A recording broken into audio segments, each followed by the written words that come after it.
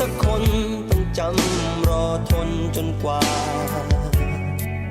เมื่อมันถึงเวลายอมก็ต้องยอม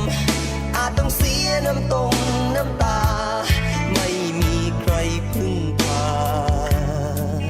แต่ชีวิตต้องยอมโดยดีแพ้ก็แพ้ไปหัวใจยังเป็นอยู่ล้มก็ล้มไปเป็นบทเรี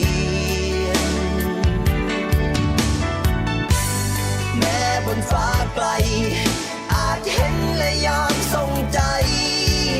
ให้กำลังกันใหม่สร้างชีวิตใหม่อีกครั้งยังมีโอกาสยังมีโอกาสยังมีโอกาสยังมีโอกาสสู้หน่อยค่อยๆดียังมีโอกาสยังมีโอกาสยังมีโอกาสยังมีโอกาสสู้ก่อนตอนนี้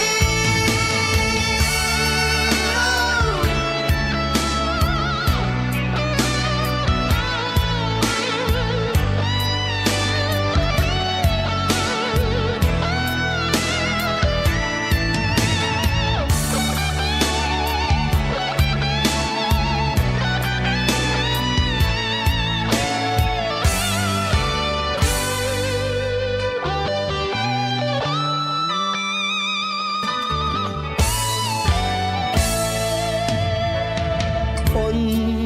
แต่ละคนไม่พ้นเวรกรรมสักคนต้องจำรอทนจนกว่าเมื่อมันถึงเวลา